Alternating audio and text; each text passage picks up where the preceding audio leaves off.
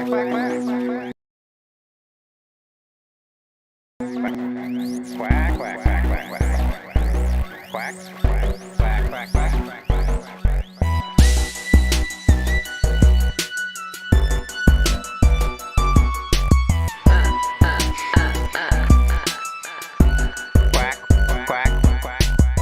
is land, that ain't just speculation. That's something we do with kinky.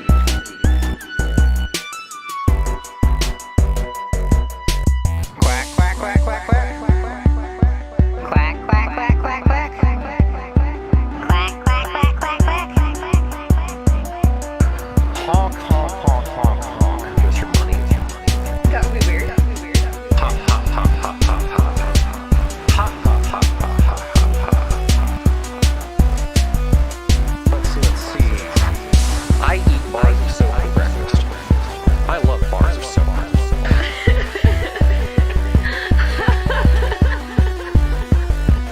After midnight, things get weird. Quack, quack. Oh no. Oh no. Let it go. Let it go.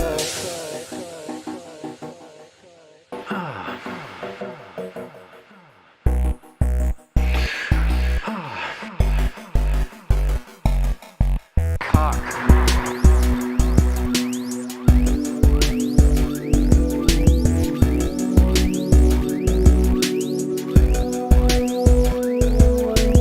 I like that one.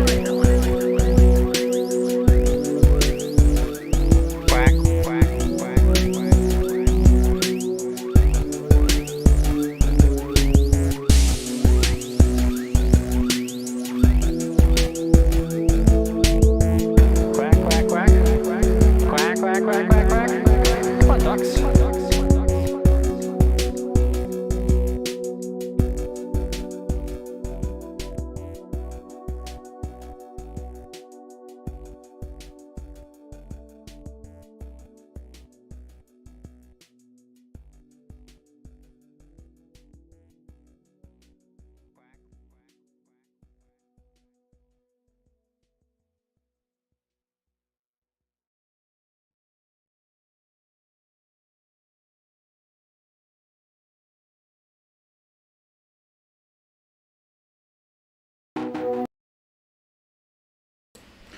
All right. Good evening, everybody, and welcome to Land Speculation on YouTube. We are live tonight after several days off. We are inside tonight, and it's been so long since we've done an indoor stream, I'm kind of forgetting how to do these, so I'm going to be a little rusty tonight. Anyway, we want to dig in deeply tonight in some areas. We've been off, I guess, for what, 3 or 4 days now. So we had a pretty eventful week last week as we dug into some very interesting topics. Live in DC, we were out on the streets the last couple weeks, and if you missed the last couple weeks, go back and check our streams from the last couple weeks because there was some very interesting content. Tonight we're going to kind of do a wrap on some of that stuff. I want to kind of dig back into the whole FBI thing. I know some people are like, it's over, but there's still I guess there's some lingering questions, and people have asked us a lot of questions, so we're going to try to kind of resolve and maybe put to bed some of the FBI stuff. I also want to dig into some of the other news topics of the day. We've got a lot going on in the world right now, and we haven't gotten caught up on really a lot of that stuff in a long time. Ukraine, China, upcoming elections, all kinds of other craziness in the world right now. So we'll try to do some of that here tonight. And, you know, I guess if you just joined us in the last couple of weeks, you'll get to, I guess, get a taste of our kind of alternative format here where we're not actually out on the streets tonight, although we will be back outside sometime soon, giving you guys some more live coverage out of DC. But tonight we're going to kind of take stock of everything and try to give you guys some depth of content and coverage that we haven't been able to the last few days, obviously while we were out and about. So anyway, once again, welcome to Land Speculation here on YouTube. If you are just joining us out of the gate, I do appreciate you hanging out with us here. If you wouldn't mind dropping a like or a subscribe here on the video as we get started. Those likes help us out with YouTube, and the YouTube algorithm those subscribes help you guys know when we're on. Check our description for links to our Discord and our Duck Fund. A lot of people have joined our Discord, and we do appreciate that. But certainly open to anybody who wants to join ever more. And the Duck Fund, of course, is our PayPal link. People are certainly welcome to contribute their money there on behalf of the Ducks. Out of the gate here tonight, Donna is first, Jeanette is second, and Chicken with Fries, you are third. So congratulations to the three of you. You are our medal winners here tonight out of the gate. We also have a lot of other folks here. Tammy Heathen, let's see, Mary Joyner is with us. Let's see, Quiet Castle is with us. Jay Luther is with us. Ken Brown is with us. Emerald is with us. Maga Pablo is with us. Big Dog is with us. Linda Beach is with us. Let's see, who else is here? Yes, you don't have to worry about the rats tonight, Emerald, although, I don't know. We're going to talk a little bit about the various wild animals we encountered last week and try to get to the bottom of what exactly was going on there. Michael Frankowiak is also with us. Lots of folks here. Anyway, welcome everybody to Land Speculation here on YouTube. Let me see. Out of the gate here, Tammy was getting ready for bed. Just saw an alert. Well, thank you, Joe, for joining us here tonight, Tammy. Thank you, Quiet Castle, for all the ducks. And I see people are trading carrots here in the chat, which is always nice to see. Maga Pablo says, no valves busted. Gunshots. Speaking about the FBI explosions. Well, this is mostly what I want to talk about tonight, is trying to get to the bottom of what exactly happened last week. So just stay tuned here momentarily. We'll dig into all of that. Let's see. Other things here. 2 weeks till the election. So we are going to do some election coverage here in the coming days as well. Obviously, I want to do some deep dives into that as we get closer and closer to actual election day. It's been a while since we've really done a deep dive into everything that's going to happen there. People bringing up shootings around the country here in the chat. Yeah, there's also been some of that as well. And Jay Luther is asking, as always, about the Bible stream, which we will do here at some point. We got lots and lots of exciting content once again around the corner. Tina Smith says hello from Tennessee. Well, hi, Tina Smith. Thank you for joining us. All right, guys, I'm going to go ahead and dig right into some things. It is, as I said, been quite a while since we have really done a deep dive into just some general newsy stuff here on Land Speculation. That is not going to be the primary focus of tonight. But we will tackle a little bit of it here out of the gate. Tammy says, is there going to be an election? I guess we'll find out. We'll find out, guys. So, of course, in the moment, we have lots and lots of stuff that over the course of this week we'll try to get caught up on, one of which is President Xi and China doing more saber rattling. Obviously, there is lots going on internationally right now, and it's a pretty precarious world if you haven't been paying attention. Michael Frankowiak is bringing up North Korea shooting missiles over South Korea, but beyond even that, we have our two biggest geopolitical foes out there in the world right now, Russia and China, continuing to, make noise around the world. Of course, we're continuing to try to contend with what China is doing. President Xi today, just today, I guess, re-cemented himself for yet another term as head of the Communist Party in China. So that's big news, I guess, just because China was for a long time trying to pursue a more kind of pluralistic approach to its leadership, but they are not. President Xi is the strongest leader China has had since Mao, and China is well on its way toward trying to build up military firepower to compete with the U.S., and there is a potential conflict with Taiwan coming right down the pike. So obviously that's stuff we want to dig into in greater detail here in the coming days. We also are continuing to contend with Vladimir Putin and Ukraine and the ongoing conflict and war of words and war of messaging between Zelensky and Ukraine and Putin and Russia. Obviously, lots of different perspectives on that. We asked a poll question today on the channel. If you missed it on YouTube, you might want to go back and see if you can find it. We asked about what would be the next provocation of America's next major foreign entanglement. And we asked about what would induce a potential foreign entanglement, whether it would be China potentially invading Taiwan and that drawing the U.S. into some kind of conflict, whether it would be Vladimir Putin getting somehow cornered kind of politically, maybe within his own country, and going nuclear or something like that.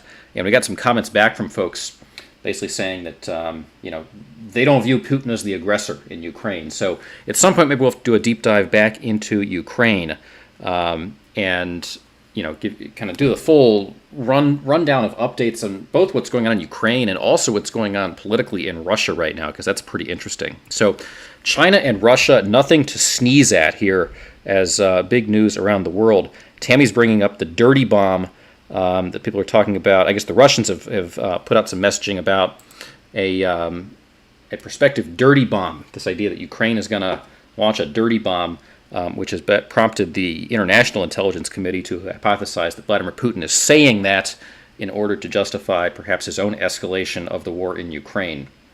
So, again, it's a war of words and whose messages you believe when it comes to Ukraine. And, we will, I guess, continue tracking what all is going on in Ukraine. And maybe we'll do a deep dive into that here in the coming days. So stay tuned, of course, for that. Obviously, the U.S. and Western allies have not really been particularly, have not really believed most of what Vladimir Putin has said throughout this conflict. And there's a pretty interesting record of those messages. So anyway, we'll dig a little bit more into Xi and Putin here in the coming days. Stay tuned for that, as well as a variety of domestic news. Looks like Jaws has joined the chat. Hey, Jaws, thanks for joining us here. And anybody else who's joined us just here in the last few minutes, Final Solutions and other folks, GH, Frankie Elliott. Anyway, good to see everybody who's just joining us here in the last few minutes. Yagerblade, welcome as well. And MMH, Greg Wright. Okay, lots of new folks here in the chat. And Calming the Chaos. Hey, guys.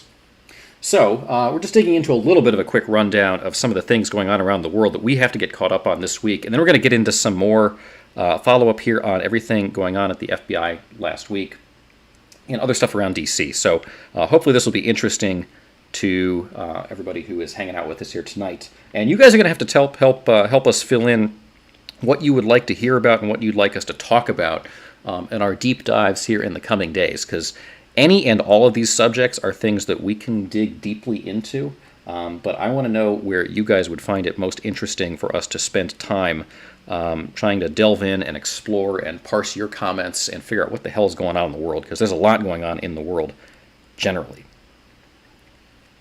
We also, of course, as Quiet Castle brought up here a few minutes ago, have some other interesting things going on here in the U.S. Of course, we are about, 2 weeks out from a major election. And, amid all of the other geopolitics and other things going on in the world, we might be excused for not having focused on this, but there is a midterm election coming up. I know there is a lot of fretting about the voting process and things like that. But nevertheless, the control of Congress, both the House of Representatives and the Senate, is on the line here, and this election is getting closer and closer and closer and closer every day, according to the latest tracking. So we're going to follow this. I'm going to decide if we're going to be live on the streets of D.C. during the election. That's what we did back during the 2020 election, and it was pretty interesting just kind of seeing how things were going out and about in front of the White House and places like that. So we might try to do something like that again for election night as those returns come in. But we will try to, of course, track that. We want to give you a little bit of an update on how that breakdown is coming along in the Senate and the House of Representatives. Of course, tonight, Ron DeSantis in Florida had a debate with his nemesis for governor, Charlie Crist. There, he's shaking hands with Charlie Crist. So I think Ron DeSantis is going to win re-election for governor there in Florida. But anyway, we'll track that as well as it gets closer. Bequeathius channeling his inner Bill O'Reilly, saying, "Yeah, do it live." Okay, guys, yeah, for election night, you guys got to let us know. Do you want us to do it live in D.C. or somewhere else? I'm tracking the chat here, so I'm just trying to make sure I keep caught up on all the things you guys are saying. The nice thing about being inside when we do these deeper dive streams is I can actually keep up better with the chat and not fall quite as far behind, because I know you guys get annoyed on the nights when we get 10 or 15 minutes behind in the chat.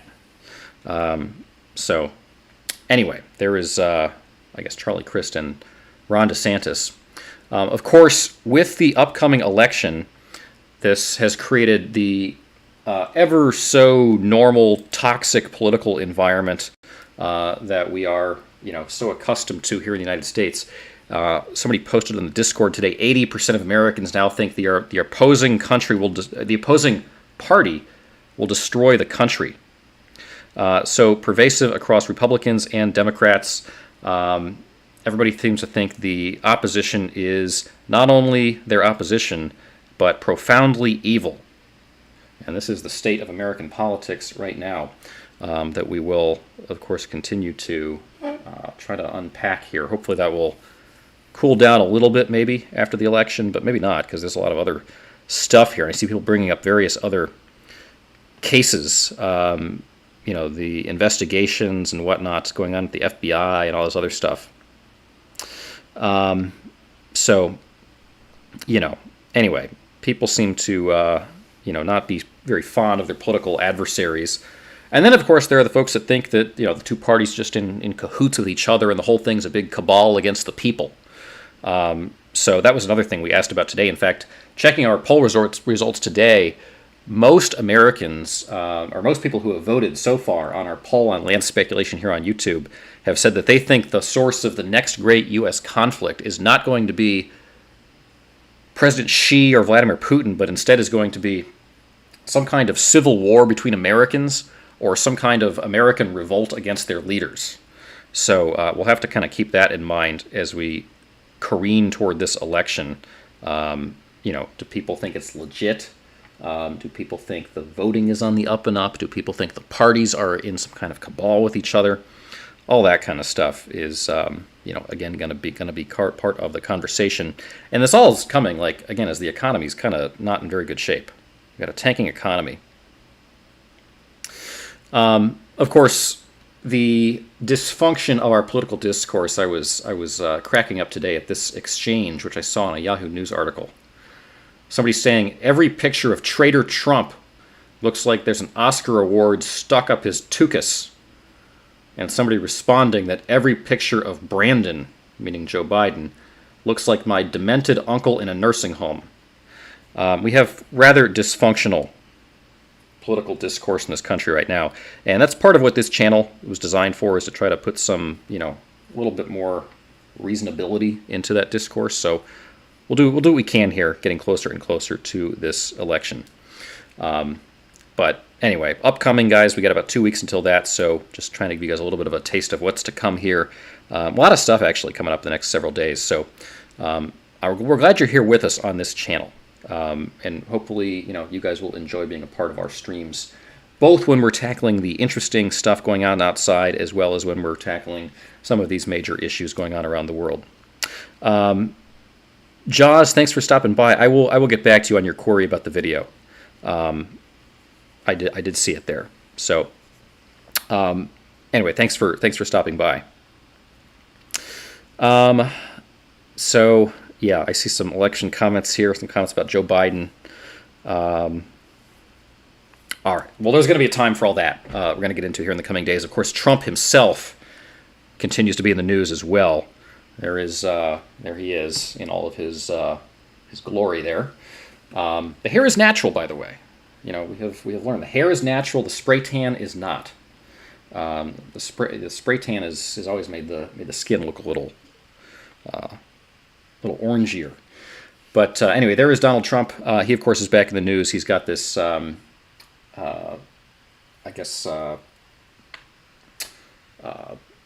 this case against him in New York about misrepresenting how much money he had. Of course, he's also in the news because the January 6th committee has subpoenaed him to testify in front of Congress. So we'll see if he does. I predict he won't, and he will try to run out the clock here. Assuming the Republicans take control of the House here in January, he's going to get off the hook and not have to testify. But I guarantee if Donald Trump had to testify in front of the January 6th Commission, that would be must-see pay-per-view TV. I guess it wouldn't be on pay-per-view, but it would be must-see TV to watch Donald Trump testify live. Wouldn't that be fun? See him get up there and excoriate the January 6th committee as they try to snag him in lies under oath. It'd be very entertaining, to say the very least. But anyway, there he is. Heathen says he looks like a stale Cheeto. Greg Wright would like to see Trump with a man bun. Yeah, I don't know, guys. His appearance has always been ripe fodder for commentary. It would be in private chambers, says Linda. Yeah, I mean, I don't think the January 6th Commission wants to give Trump the opportunity to, say things on live TV where they can't control the messaging. Trump just hates Liz Cheney. Yeah, all those things are probably true. So anyway, if that happens, we'll be on top of it. But, for the moment, we're just going to keep tracking this stuff from afar. So anyway, lots and lots and lots of stuff here to get into here in the next few days.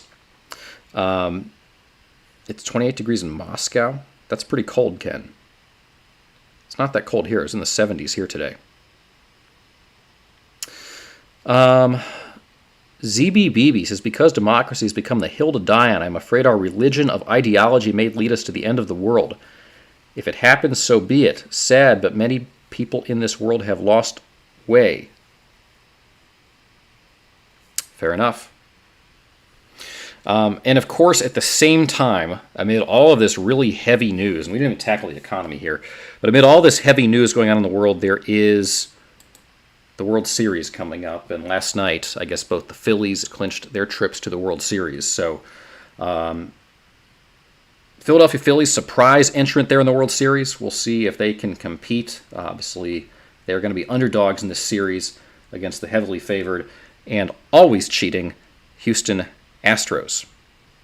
So we'll see. We'll see. If anybody is a sports ball interest, as Jeanette says. Anyway, yeah. Baseball coming down the pike here at the World Series.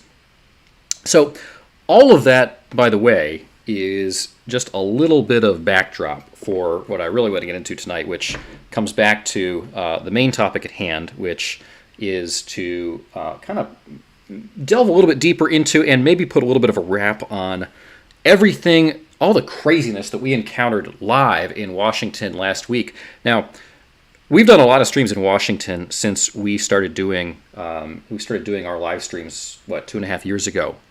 We've encountered lots of interesting events, lots of crazy protests and things like that. But very few things have happened in D.C. that have quite come out of nowhere as much as some of the things we encountered last week in D.C. did. So I want to dig into the whole topic of all the stuff we encountered in Washington, D.C., chaos perhaps, and try to maybe resolve with a little bit more technical detail than we were able to cover outside exactly what was going on and exactly, well, I don't know. I'm not going to really solve this stuff, but we're going to try to dig in as deeply as we can and give you guys some answers, because I know I've continued to get questions via our YouTube channel about what all happened last week. So we're going to try to wrap some of that up tonight so we can move on to some other topics here in the coming days. Before we do that, though, guys, I do appreciate you joining us. And as is part of our tradition here on our indoor streams, I want to give one of our moderators a chance to do just a quick message on behalf of our stream before we delve into our next topic. Hi everybody, this is Jeanette, moderator here on Land Speculation. Thanks for joining tonight's stream. Take a pause from quacking to peck at the thumbs up thingy. Those likes help the channel be recommended and let us know we did something likable. Land streams most weeknights covering all kinds of interesting content.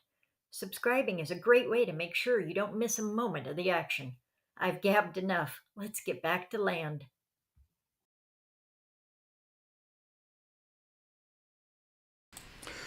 All right, guys, we are back here on Land Speculation on YouTube. Thanks for joining us again tonight. We are back inside doing a little bit of a deep dive to get caught up on some of the stuff that we observed last week in Washington, as well as some of the other news out there percolating around the country. So lots and lots and lots of fun stuff coming up. As you just heard, that was moderator Jeanette doing a little plug for the channel here. And once again, do appreciate the likes and the subscribes here on the channel. So anyway, let's delve in. I want to get into a little bit of just kind of recap on some of the stuff we encountered last week. Starting with, of course, the crazy explosions we observed at the FBI. So last week, actually not last week, it was the week before last week, we were out and about on one of our typical evening streams, and around, 2 in the morning, we stumbled into a series of loud bangs percolating from the streets of Washington and followed them ultimately to the, the front door, basically, of the FBI headquarters in Washington, where, as Michael says, there was FBI boom boom going on. Basically every 10 or 20 seconds, there were loud explosions going off, seemingly appearing from the roof of the FBI. And it was pretty jarring and crazy to hear that in downtown Washington. Asha's saying it was around 1 a.m. Yeah, it was around 1 a.m., I guess, when it started for us. But apparently it was going on for like 8 hours. Basically from like somewhere between 8:30 and 10 p.m. until sometime after 3 a.m. So this was pretty surreal. Obviously, we did live coverage that night. That live coverage got a lot of attention on the internet, and a lot of people have followed up asking a lot of questions about this. We asked a poll shortly after this went down, and these were the responses that we got to that poll about what people thought was going on at the FBI headquarters that night. Now, there was the official explanation that this was an HVAC malfunction going on at the FBI headquarters. Only 13% of people who responded to this poll out of 660 respondents said they thought it was just an HVAC malfunction. 63% of people said they thought it was something sinister, potentially even a cover-up. Devotee says it was kind of a nothing burger. Well, we're gonna try to put a wrap on that tonight, Devotee. And then, a lot of people thought it could have been something else as well. So anyway, lots and lots of people thought there was something potentially sinister afoot here. Was it? I don't know. Lots and lots of hypotheses here about it potentially being gunshots or something like that. Frankie Elliott says, not a pipe, though, nor steam. So, anyway, there were lots of theories about what this might have been, if not, just an HVAC issue with the steam, some kind of steam valve. But we'll talk a little bit about that here. Obviously, this was, it's sort of interesting that so many people were so suspicious of what was going on at the FBI headquarters. And of course, it comes at a pretty unusual time for the FBI, and that was maybe coincidental, but certainly it comes at a time when the FBI has never before, at least in recent memory, been quite so much under the public eye and under public criticism. Obviously, this comes amid some of the results of the this special counsel investigation that I guess Donald Trump had into I guess the spying on Donald Trump, and the back in 2016 when I guess the FBI was trying to peg him for some stuff in the lead up to the election. So, depending on what media sources you read, there have been a lot of criticisms of how the FBI has handled its business over the years. According to this campaign press release from Donald Trump, ex-FBI official pleads guilty to falsifying documents to spy on the Trump campaign back in 2016. This also, I guess, talking about this Trump-appointed special counsel investigation into the FBI and Russia inquiry. So for several years, I guess there has been this special counsel looking into potential improprieties going on within the FBI and potential kind of dirty dealings, maybe coming after Donald Trump. Now, not a lot of specific findings coming out of that particular special counsel investigation to this point, but certainly it has unearthed a lot of, at the very least, problems within the FBI and potentially kind of politicized action going on in the FBI. Former FBI agent admits to destroying evidence in corruption trial. So there have actually been a lot of cases the last few years in which the FBI has basically been nailed for destroying evidence and doing things that were different behind the scenes than the messaging they were reporting back to the public. Destroying, suppressing evidence. This one goes a little bit further. Destroying, suppressing evidence in FBI is standard procedure. So, I suppose there are folks who actually... Anyway, there's this sort of body of understanding that the FBI has basically been doing some sketchy things over the course of the last many years. Now, I don't know if the FBI has always been this way, but certainly there's a lot of distrust in the FBI. So that lent itself to perhaps people not necessarily taking at face value the surface level explanation the FBI offered about what was going on with these giant explosions happening at their headquarters in the middle of the night, which again was quite jarring to folks in Washington, D.C. So again, here's the image of that we caught. This is directly a screenshot from our videos in which again, there were these loud explosions, these poofs of smoke coming off of the top of the FBI. This was, of course, very jarring to the many residents of central D.C. And in fact, there are many residences in very close proximity to the FBI. We have basically mentioned this, but you might not realize that just from walking around the streets in D.C. Here is an image of a building called the Lexington Apartments in D.C. It's a big apartment building in downtown D.C. You can actually see the FBI headquarters that exists right immediately behind it. This is the FBI headquarters right here, and this is the Lexington complex right here. So again, there are people like literally right across the street from this as it was going on. So I can certainly imagine the people living in that facility would have found this very jarring in the middle of the night. Again, as a few people mentioned, people had called into the FBI that night and were told basically that nothing was going on. Devotee says the FBI doesn't lie about everything. Well, according to some folks who called in that night, apparently they were kind of giving no explanation for what was going on here. So anyway, that's one of the many apartment buildings there adjacent to the FBI headquarters. There's also this building. This is the Landsberg Apartments, just down the street from the FBI headquarters. You can see the FBI headquarters right here.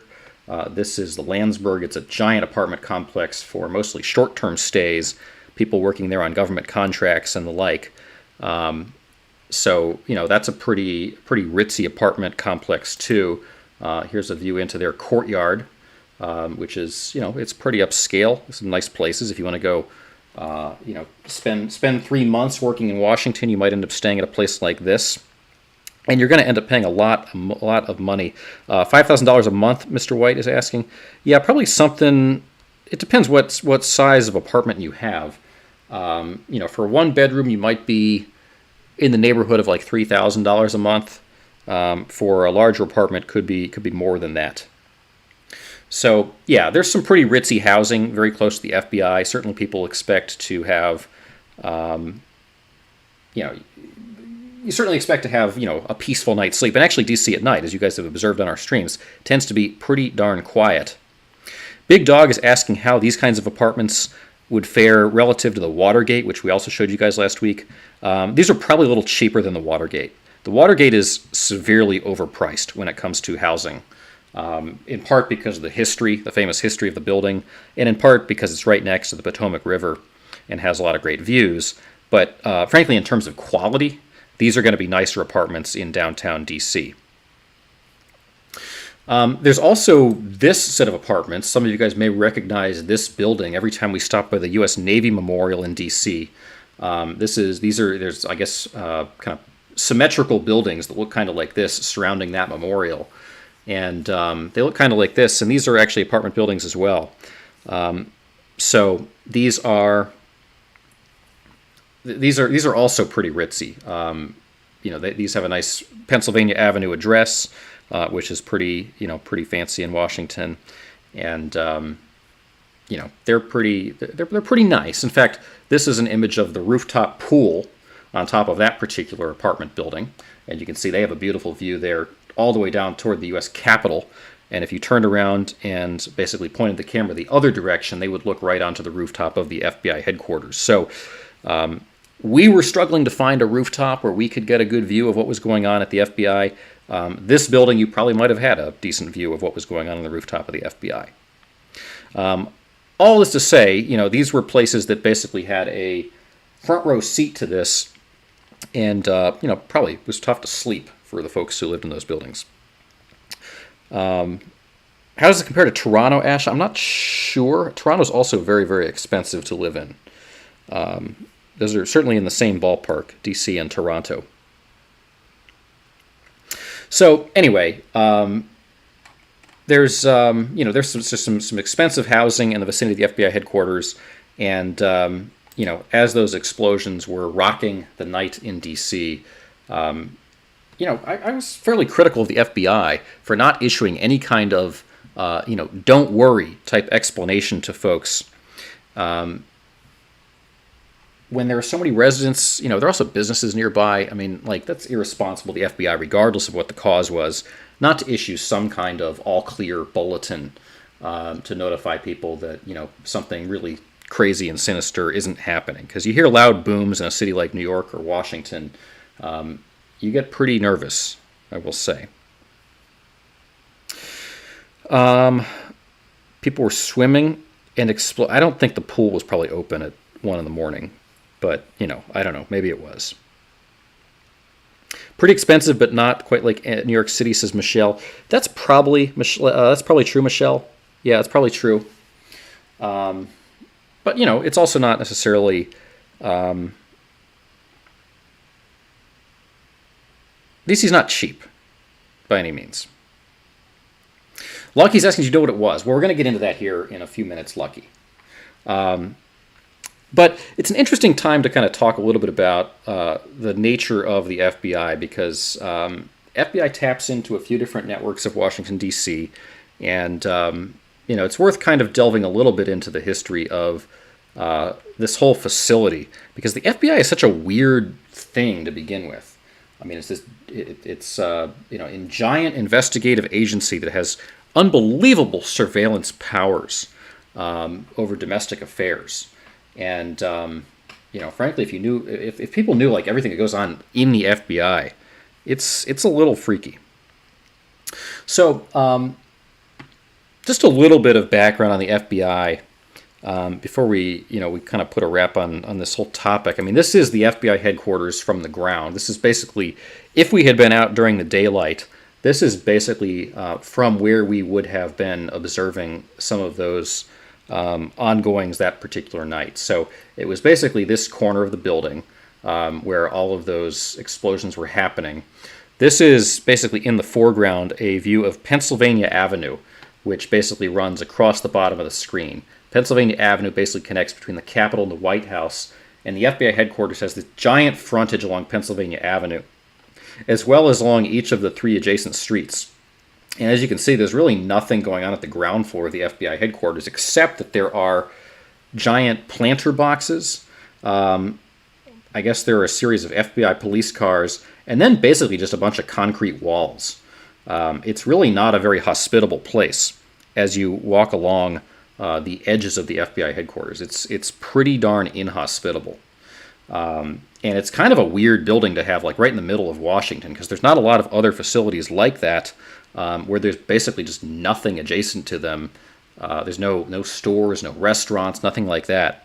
It's basically just a kind of a big eyesore in the middle of the city, and it was voted once the most ugly building in the entire United States in a poll commissioned by the American Institute of Architects years ago. So it is certainly not a pretty building, and it is certainly unwelcoming, designed that way for a reason, says MMH. Yeah, for sure. I mean, this building couldn't be designed today. I mean, today the FBI would have such incredible security protocols that they basically wouldn't let anybody within 300 feet of the building.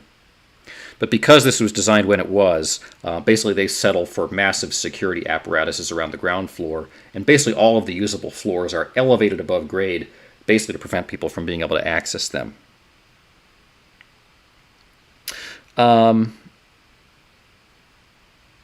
Greg writes, asking, how did you walk toward that sound? Probably the sound of your balls of steel clanging. Yeah, you know, guys, if this in fact had been something really sinister, that would have been a very different stream. And I will tell you, you know, there have been days in Washington where there have been major emergencies like that, and they are, you know, they can be quite scary. So anyway, just to give you a little bit of the lay of the land, this is basically the map of Washington, D.C. If you've ever been a tourist to Washington, you've probably seen a map that looks something like this. Washington, D.C. has, of course, the Potomac River kind of running diagonally along along the west. And then the National Mall basically runs east to west across the entire city. And the National Mall, of course, connects the Lincoln Memorial here to the Washington Monument here, all the way down to the Capitol building here, and all the Smithsonian's line the National Mall on the way between. And then the city is kind of built all around the National Mall. So that's basically how Washington, D.C. lays out. The White House basically is sort of off of this central axis that basically north of the Washington Monument, and kind of sits a little bit more deeply within the city. So if you take that kind of map of the center of Washington, D.C., and you plot out the locations of some of those major elements, you see the location there of the Lincoln Memorial, the Washington Monument, and the U.S. Capitol, as well as the White House. The FBI headquarters is kind of in the middle of all of it. It basically sits about halfway between the White House and the U.S. Capitol. And it is a big facility. Again, it sits basically halfway along Pennsylvania Avenue as it connects between those two major centers of government. And it's kind of tucked right in there amid the downtown of the city. But it is a much, much newer facility than most of the other stuff in Washington, D.C. In fact, when Washington, D.C. was planned, and Washington, D.C. was a city, it was first planned in 1791, the FBI headquarters was not part of that original plan. In fact, here is that original plan that Pierre-Charles L'Enfant drew up in 1791, basically with this crisscrossing array of diagonal avenues, kind of like Paris, and sort of a rudimentary vision at the time for what the National Mall would ultimately be.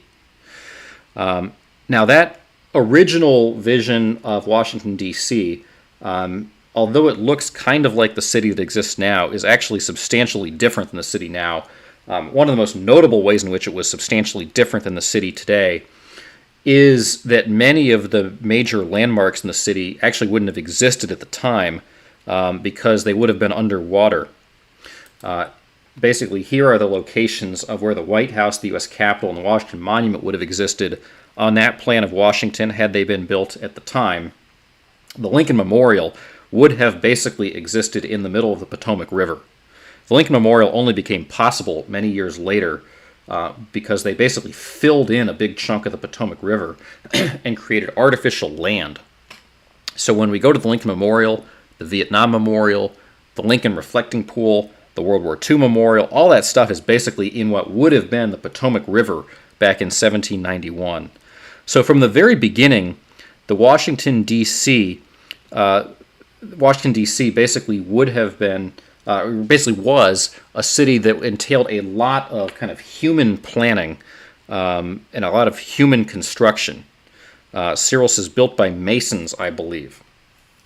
Well, certainly from the very beginning, there was this idea of Washington that was imbued with these kind of symbolic messages, some of which derived from symbols that had meaning to the Freemasons.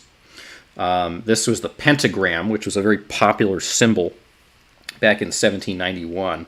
I guess back at the time, you go through these periods of trends and fads over time, and the shape of the pentagram was apparently very popular back in 1791. So that's part of why Washington, D.C. had this star shape kind of built into its street framework. But you're right. I mean, a lot of the people that helped plan Washington, D.C. in this original format were part of the Freemasons.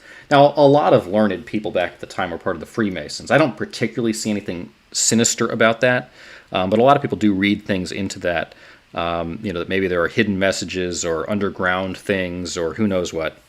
Robin thinks as Satanists. This is an image of Washington, D.C. as late as as late as the Civil War. Basically, at that point, the dome on the Capitol building was being constructed. Washington, D.C. was basically in progress, and a lot of Washington, D.C. was still pretty rural. There's a lot of wild and woolly trees and meadows and things like that. The city itself was much, much, much smaller. The White House was kind of but a shell of itself back then. And out here you can see the Washington Monument basically existed right up along the coast of the Potomac River at the time. So that filling of the land that created room for the Lincoln Memorial didn't happen until the late 1800s, early 1900s.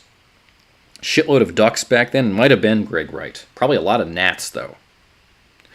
One of the things that was crazy about Washington, D.C. back in those days is that through the middle of the city there was this artificial canal called the Tiber Creek that ran just north of the National Mall. And when we were walking around last week, we showed you where some of those buildings, including the IRS headquarters, the Department of Justice, and the National Archives, were all basically built right on top of the site of that old creek, which basically still exists, but literally just sits underground. It's been buried and put into a tunnel underneath those buildings. So there's always been a lot of underground tunnelage going on in Washington, especially around some of those big government buildings. But pretty amazing, there was this big open sewage creek that existed basically until the early part of the 20th century. It was only buried when this plan for Washington got created in 1901, which was basically a refresh on the original plan, and it basically created the framework for the contemporary National Mall. And that's when you first started seeing sites outlined for things like the Lincoln Memorial, and then ultimately the Jefferson Memorial, although the layout down here for the Jefferson Memorial looks substantially different from how it actually looks today. This is all very, very, very different, as are the grounds around the Washington Monument, and that reflecting pool down by the Lincoln, which is basically one long linear pool today, was at that point envisioned as like a cross. So lots and lots and lots of different things back in the original planning of Washington. A lot of the buildings that exist in Washington today are actually not that old. This is what the Capitol building looked like circa 1800. There was no dome, and there was basically almost nothing infilling between the two chambers of the two houses of Congress. Over time, the Capitol building expanded. This was the first dome of the U.S. Capitol building back in the 1800s. Looked nothing like the dome that exists on the building today. In fact, the entire building was much, much, much smaller. That dome wasn't actually built in its current configuration until the Civil War. In fact, here is the image of that dome during the Civil War. When Lincoln took his second inaugural address and gave that famous speech, in which he promised with malice toward none, that famous second inaugural address, the Capitol dome was literally under construction at the time. So the Capitol building itself in its current look and feel is actually not that old. Maybe 150 years as it kind of looks today. But by the standards of Washington, D.C., that actually is very old, because the Lincoln Memorial wasn't actually built until the 1920s. This is the Lincoln Memorial as it's being constructed here between 1922 and 1928. It's basically built up on a giant plinth there. They had to kind of landform around. And it's pretty crazy to actually see that half built there with cranes and everything. A lot of very, very, very heavy stones had to get used to build the Lincoln Memorial. So that was 1920s. It's less than 100 years old, the Lincoln Memorial, although it seems like it's been around for centuries. This is a picture of the National Mall, basically as late as almost World War II. The National Mall did not have any of the grandeur or the beauty that it has today. The National Mall was basically full of stockyards where they kept livestock. It had railroads crisscrossing across it, and the reflecting pool didn't exist. The National Mall was a frickin' mess back at the time, and you can see basically there's lots of random little open mud pits and just sort of industrial stuff. And like Washington, D.C. was a mess at that time. And it really wasn't until basically around World War II that they finally built the first iteration there of the Lincoln Memorial reflecting pool that basically spans down the National Mall. Although even at that time, you still see these industrial buildings, these barracks, basically to the right of the National Mall that don't obviously exist anymore. Now they've replaced all that with memorials and things like that. This is obviously pre-Vietnam War, it's pre-Korean War, so a lot of that stuff was not built at this time. But you can see here around World War II, Washington, D.C. starting to come into shape. This little pool right here looks different than it does today, but that ultimately became the site of the World War II memorial that we walk through so often on our streams. This is John F. Kennedy's inauguration in 1961. John F. Kennedy was the last president who ever took the inaugural parade down Pennsylvania Avenue in an open-topped limousine. Open-topped limousines had been popular for presidential parades for a long time leading up to that point. But of course that all changed after John F. Kennedy was shot in 1963 while in an open-topped limousine in Dallas. You guys have all seen that footage and those images, and those are pretty horrific. But here he is going down Pennsylvania Avenue in an open-top limousine here in 1961. The Capitol building is there off in the distance. He's basically not too far from the White House. This tower right here is what ultimately became the Trump Hotel and is now the Waldorf Astoria in Washington. And this other side of Pennsylvania Avenue basically was full of not very impressive housing. It was full of, pretty junky housing, actually, at the time. And, just really wasn't very nice. And it was actually John F. Kennedy's idea to try to really improve that part of Washington. We talked about the fact that that part of Washington back in the 1800s had become the namesake for women of the night when General Hooker, during the Civil War, used to send his troops out to basically carouse on the town, thereby earning those ladies of the night the nickname hookers in this part of D.C. So, anyway, that is basically the reason why over the course of the 1960s and the 1970s there was such an aggressive push to build new facilities there in that part of Washington, especially along Pennsylvania Avenue. And it was that push that gave way toward the construction of the FBI headquarters in 1975, and here it is basically as a new facility around that time. So this is the brand new FBI headquarters in 1975 as viewed from above. This is basically the view from, I believe, the tower of what then became the Trump Hotel, where you can see a little bit of the rooftop. You could even see some of the original HVAC there on top of the FBI headquarters. So it was a pretty remarkable facility at the time. It was really big, obviously made out of concrete, filled the entire block. It was a massive facility, almost 3 million square feet, which by buildings, as buildings go, is gigantic. For comparison's sake, the Capitol building itself is only around 700,000 square feet. So this building is massively larger than that here at the FBI headquarters. In fact, here's a picture of it from the ground. You can see the same features there, kind of looking up there along that edge with this cantilever thing that kind of stretches out over the top of the building. You can see this corner, which is where we heard the explosions. And of course, this is the entrance to the building, which is itself not all that hospitable, actually. If you want to go visit the FBI headquarters, it's not a super hospitable experience. In fact, you got to go through security. It's not the greatest experience to go visit that. But here again, as it is from the corner, if you're inside it and you actually work there, this is a picture of the courtyard inside the FBI headquarters. It basically is kind of it's a building kind of wraps around the edges of the block and then surrounds an interior courtyard where I guess you can go and like experience Zen moments here and like go to lunch and things like that. Again, all the major office spaces are elevated above the ground as a security measure. But, I guess you can go have a nice lunch there. There is a little fountain waterfall thingy in there that we sometimes hear when we walk by it. But you can see it in there. Now, apparently you actually can go visit some kind of little museum in the FBI headquarters. I didn't know this existed, but apparently there is a little museum thing. So maybe someday, probably not as part of our stream, but maybe someday we'll try to go check this out just to figure out what's going on there.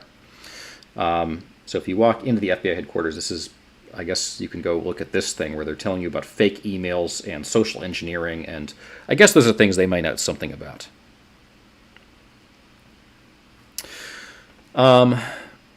So that was 1975 when this FBI headquarters gets built. Now, 1976, 1 year later, and in very similar concrete form, they built the first legs of the DC Metro. It's the underground DC subway system, and this is a picture of basically what that looks like if you were in the tunnels underground. We have not ever streamed down in the actual metro tunnels in DC because obviously they're concrete and we wouldn't have any cell service down there to be able to stream. But maybe someday we'll take some video down there and put it on some of our streams. Anyway, this is an image of the metro tunnels in DC, which are, pretty interesting looking. They got this, they're sort of this like weird kind of ovular tunnel. They're kind of dark, and the trains are slow, to say the very least. It's not the greatest subway system. But Lucky says, yes, it's mid-century modern, approximately. And is kind of impressive, these escalators that go underground. Probably pretty safe in the event of some kind of major explosion. So anyway, here's, an image of some of the underground subway tunnels as well. At one of the stations where I guess there's a crisscrossing where two different lines converge. But anyway, there's a image from the underground metro in DC, again, basically built right around the same time as the FBI headquarters. And if you look at actually where those metro lines are routed, basically they swing on either side of the FBI headquarters. Basically a block in either direction. You've got a metro line cutting through the downtown of Washington, D.C. So they were probably planning some of the infrastructure around these things at more or less the same time. The FBI headquarters was basically having its basements dug. The metro lines were basically probably being dug around the same time. And all of it, opened basically there in the mid-'70s and transformed the way that Washington, D.C. gets experienced. Now, after basically 30-plus years, 35, 40-plus years of serving the FBI and being the home to the FBI in the early 20-teens, like 2012, 2013, there started to be a lot of chatter about potentially relocating the FBI headquarters. There was a lot of chatter about potentially relocating the FBI headquarters out to some suburban location in Maryland or Virginia. There was a lot of concern that the security issues with the current headquarters, as well as the fact that it was kind of dilapidated and out of date, it would just be easier to build a new headquarters. So there was actually a whole process commissioned by the General Services Administration back almost a decade ago to try to select sites in those two surrounding states where they could move the FBI headquarters. In fact, this is one of the renderings at the time of one of the proposed new buildings for the FBI out in either Maryland or Virginia. And, there's a lot of that kind of thing going on at the time. It was going to be a very, very expensive proposition, something like $3 billion to move the FBI headquarters, which is a lot of money, even for government stuff, it's a lot of money. And because it was going to be so expensive, in 2017, 2018, Donald Trump killed that project. He basically nixed it because he said he wanted to keep the FBI downtown in D.C. because it was going to be too expensive to try to move it. Politics got in the middle of this, and the FBI basically had to justify its continued existence downtown. And it was basically at that time that you had various folks in charge of the GSA and the FBI who basically testified before Congress that the building was in fine shape and that it did not need any HVAC repairs. So, either they were wrong or they were lying. Either way, nothing particularly surprising there. Anyway, Trump kills the project in 2017-18. The FBI puts forward a new proposal to relocate its headquarters elsewhere in downtown D.C. This is a different location downtown, closer to the Postal Museum, which we showed you guys last week. And of course, the FBI to this point is still located in its current headquarters and is still looking for a new home. So, we'll see. We talked about some of the politics going on there with the changeover in leadership in Congress, potentially coming here in January, and the FBI's quest ever to seek funding for a new headquarters, either downtown or in Maryland or Virginia. Democrats, by and large, have been in favor of getting the FBI new headquarters. The Republicans have generally not been in favor of a new FBI headquarters. Certainly something like a malfunctioning HVAC system could pave the way for a new FBI headquarters if they're able to justify that the building is broken beyond repair and is posing a danger to the residents of downtown D.C. Maybe in that case, even the Republicans would come around and support a new headquarters of the FBI. I don't know. So anyway, that's a kind of a long background on the history of the FBI headquarters.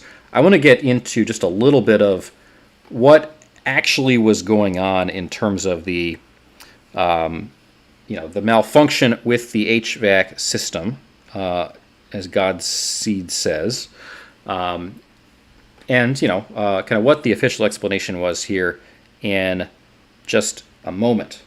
But before I do that, I want to give another one of our moderators the chance to offer a little message on behalf of our stream.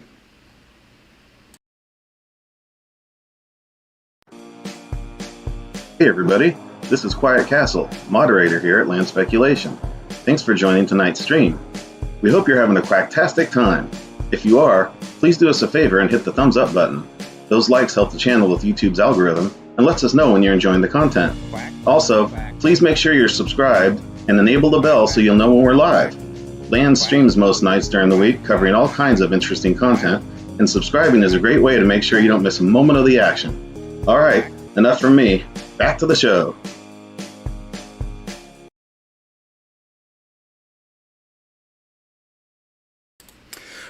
All right, guys, this is Land. We're back. As you can tell, that was moderator Quiet Castle.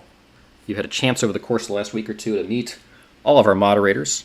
And so far tonight, you've heard from Jeanette and Quiet Castle, both telling you guys to like and subscribe. So I'll do it too. If you have not dropped a like on the video or a subscribe on the channel, I do appreciate both of those. As you know, we're trying to get caught up tonight on, just sort of a wrap on all the things we observed last week.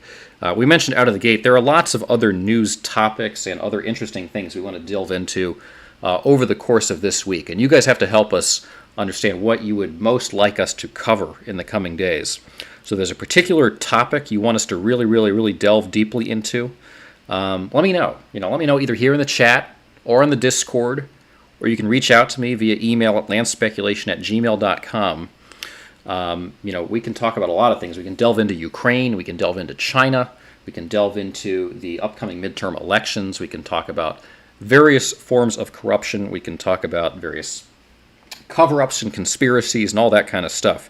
I am really here to, serve you guys and provide meaningful entertainment as best I can. So let me know. Let me know what you want to see. ZBBB says maybe dirty bomb in Ukraine.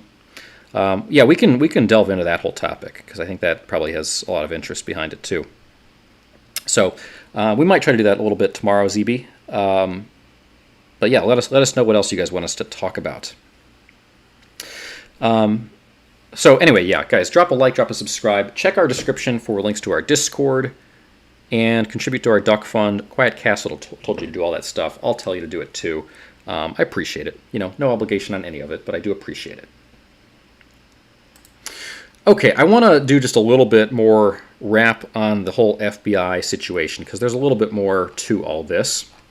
And I want to kind of recap some of the things that we're trying to give you guys a little bit of a glimpse into last week. So basically, what's the deal with the FBI explosions and Steam? This, was basically the official explanation the FBI issued in response to news outlets investigating what the cause was of the explosions at the FBI. Now, there was a lot of skepticism among people who watched our initial video of the explosions. but also a lot of people who, basically looked at this, thought it was a steam issue, and said, like, it's over, move on, we get it. Let's move on. Nothing to see here, folks, says Bequeathius. So, we're kind of trying to straddle the line here between, making sure we do a sort of dutiful investigation into all the possibilities here, while also, not trying to kind of overplay the topic. So, anyway, this is the image of the explosions as we were observing them, and basically, this is the news story that I guess one of the DC news stations issued. It was the only real news story I saw about the entire incident. It was surprising how little coverage this got, given that it had gone on for so many hours. But anyway, one of the DC news stations put out this story saying the FBI blames pressure relief valve for frightening bangs at the headquarters. A spokesperson said at no point was the public at risk. Well, it would have been nice if they'd issued that statement, when this was actually happening. But anyway, the official explanation here was that basically this was a malfunctioning steam valve, although there was a little bit of disparity in the way this was described in different statements. One said it was a properly functioning steam valve. One said that it was a malfunctioning steam valve. This is a steam valve. Steam valves are used to control the flow and pressure level of steam and heated water vapor. Steam is used in a large number of industrial applications. It is used for powering turbines to generate electricity and for food, chemical, and other product processing. So obviously the steam that is used at the FBI headquarters is part of the process of heating and cooling the building. Quiet Castle is asking here, if the HVAC system is on the left side upper level, then why were the explosions and steam coming from a lower right level? Godspeed Meanwhile is saying it was a steam valve and nothing else. Anyway, this is the basic idea of what a steam valve does, and I'm going to answer that question, Quiet Castle, here in just a moment. This is basically what a steam valve does.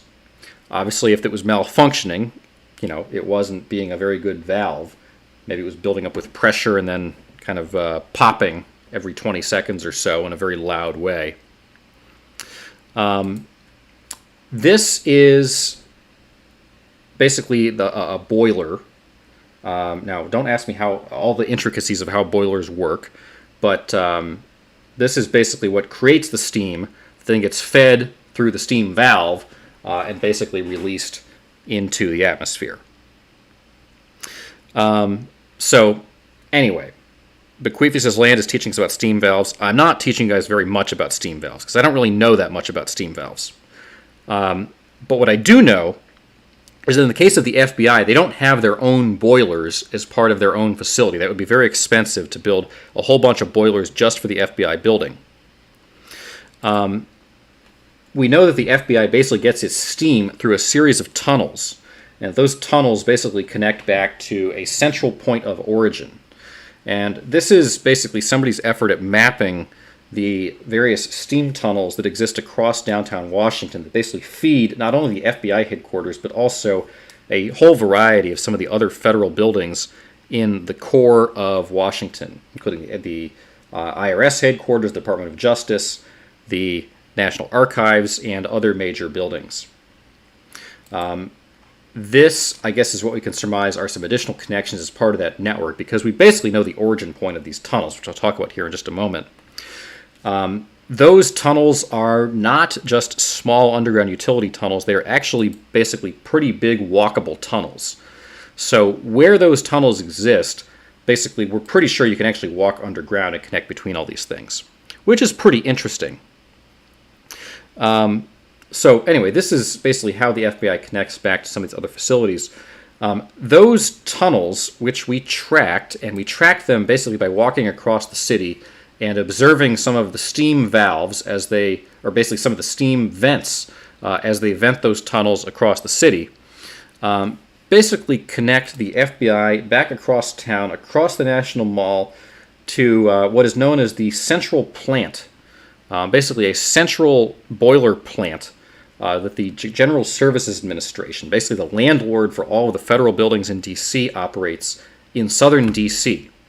It's a plant that was built basically during the Great Depression, and is basically built with so much, I guess, boiler power that it's able to funnel steam across the city to supply 57 different buildings with the various utility needs to heat and cool themselves at all times, regardless of the weather. So anyway, this is basically how the FBI is connected to that central plant through these tunnels that connect across the National Mall.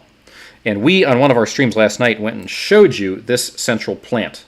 It is basically a very imposing building. It looks like it traces back to the 1930s, which basically is when FDR built this whole thing.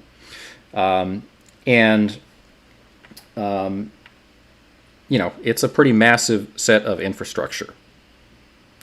This is an image we actually took on one of our walking streams of some steam coming out of that central plant building. So you can actually see steam, much like the steam that was emanating from the FBI emerging from the central plant itself. So connect the dots, 2 and 2 together, and maybe you have your answer here. It's up to the eye of the beholder, but you guys can decide. Does the steam coming out of the FBI headquarters here on the left, which we observed 2 weeks ago, match the steam that we observed coming out of the central plant last week? If you think it does, then probably there's a pretty straightforward explanation to what was happening here, which is that the central plant generates steam, pumps it across town. There was a valve within the FBI headquarters on the off hours that was malfunctioning and letting steam out, basically of an otherwise pressurized system that feeds many buildings, and is creating these loud pops and very annoying, albeit generally harmless noises that probably scared the bejesus out of a lot of the people who live in some of the surrounding apartment buildings. Big Dog says, matching steam, is there such a thing? Well, I don't know, Big Dog. Do you think it matches? Now, I know some people said it did. They didn't think it matched. So, if you think it doesn't match, I don't know. Geronimo Cat says, no, the color and shape is not even close.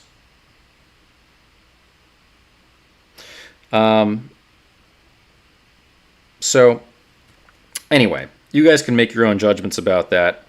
Again, we had lots and lots and lots of skepticism expressed when we asked the question to folks who had viewed our original video. Unfortunately, I don't have a whole lot more, technical information than that. If the FBI has some major secret that it's keeping here, I can't really explain it away to you. I will just point out a couple of other quick things about this. This is the series of connections between the FBI headquarters back to the central plant. That central plant also feeds all the way up to the White House. Now, you probably observed on one of the streams where we basically tracked that network. We walked that full distance from the FBI down to the central plant, and from the central plant back up across where the Washington Monument exists, all the way back up to the White House. All of that is fed by the same system, and we were able to successfully observe steam vents all the way along that full distance. So we know this system exists basically as it has been mapped. Now, Quiet Castle was asking the question, why was the steam coming out of a part of the building that basically isn't where the HVAC system is located? So the HVAC system of the FBI headquarters is basically up here on top of this cantilevered thing. You can see all the various HVAC stuff going on up there. And the steam, we're almost positive, was coming out of this tower. And when you look at this tower, there is no obvious location where there are really any HVAC elements, except that you can see on the far back side of the reverse tower, there actually is a little vent there that presumably functions much like the underground steam vents, that there's somehow steam being pumped through the building and somehow is actually venting out through these two towers. So the best I can basically say to you is that there very well may be some steam vents in this part of the building that are completely independent from the rest of the HVAC system. This is an aerial view showing you basically where those HVAC elements are located here on top of the cantilevered thing. Again, this is where we observe the steam coming out of the building. So I don't have any definitive explanation for you, but this is basically the best I can do for you. There may very well be vents on the back of those buildings. It does not certainly negate the idea this could have been steam vents just based on where it was coming out. Now, I don't know how all this stuff works, so I can't tell you why it wouldn't have been coming out somewhere else or why it would have only been coming out in that one location. But it certainly seems plausible that it could have been coming out at that same location. All the world as a stage says, but how do you think was the steam releasing at the same time as the loud bang sounds? I don't know. I can't tell you all the intricate details of what a steam valve malfunction actually does. And we had people comment on various videos of ours saying that they were, HVAC mechanics, and they had never encountered anything that did anything quite like that ever in their lives. And if that in fact is the case, then hell, I don't know. I mean, somebody else has got to figure that out though, because I don't know the answer to that. So I've kind of taken this kind of background as far as my rudimentary knowledge can probably take it. You guys may have some additional things you can offer. I did want to do just a little bit more on some of the other tunnels in Washington, because I know there's a lot of curiosity about the tunnels as well. Lucky says, continue your quest. Well, the quest is, whether it's straightforward or whether it's actually some giant hidden conspiracy that we're dealing with here, it actually has opened our eyes to some interesting other stuff that we have unearthed in Washington, including some of the intricacies of the many layers of Washington's underground tunnel system. Whether it's related or not, we of course have learned about not only the metro tunnel proximity to the FBI headquarters, which we talked a little bit about earlier in this stream, the fact that there are metro tunnels that were basically built at the same time as the FBI headquarters, basically 1 block away from the headquarters on either side. But there's also this underground steam tunnel network that basically connects the FBI headquarters back to the central plant and all the way back to the White House. The Capitol complex has its own steam tunnel system, which we also went and investigated last week, which goes from the Capitol power plant, which is down here, up to the U.S. Capitol building and also feeds things like the Library of Congress and otherwise. But that's a whole separate system. It's basically not connected because Congress exists in its own world separate from all of the other executive branch. Lulu says, there are some giant hidden conspiracies, but it doesn't mean this has anything to do with it. It's possible there's an innocent explanation for this particular event. Yeah, Lulu, I think that's savvy. So we know these 2 tunnel systems exist in Washington. We also know a lot of other tunnel systems exist in Washington. This is an image of Washington's underground sewer network. So Washington also has a very extensive set of underground sewer tunnels that connect between things, and I can't even imagine what the smell is like down here.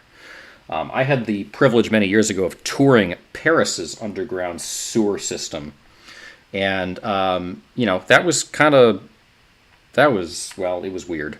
Didn't smell great, and there was some very chunky water floating by that looked not very savory. So, I don't know. This is Washington's underground sewer network that pumps a lot of sewage out of the city of Washington. At least it's not part of that open creek like it used to be 100 years ago.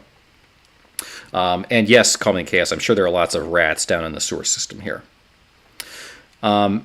This is the set of tunnels basically underneath the cap where that creek used to run, underneath the IRS headquarters, the Department of Justice, and the National Archives. So we mentioned there was basically this creek that used to be basically an open sewer that ran across Washington. It was buried 100 years ago. But basically there's a tunnel that creek now runs through just under those buildings. And when they were altering the flow of this water to build the new Ronald Reagan headquarters back in 1990, it basically caused some of the IRS headquarters to basically sink into the ground. So we know that there's actually a pretty robust set of water and tunnels running underneath those buildings that basically carries, what used to be like basically a little creek/river running through the city. Of an even bigger scale, we also know that even deeper underground, Washington has this giant network of combined sewer overflow tunnels that they are currently building. Basically giant tunnels, like really, really, really big tunnels that look like they're probably 30 feet in diameter, basically being dug through this giant underground tunnel driller thing, way, way, way under the city. I don't know if crab people live in them or not, but basically this is how deep those tunnels are being dug underneath some of those major buildings. In fact, we showed you where some of those buildings exist that have that sort of curvature to them, that apartment building complex. This is basically way underneath the city where this combined sewer overflow tunnel is being dug. So basically underneath the city, we know there's subways, there's sewer, there are steam tunnels, and there's this giant combined sewer overflow thing going on. So lots and lots and lots of tunnels underneath the main part of Washington.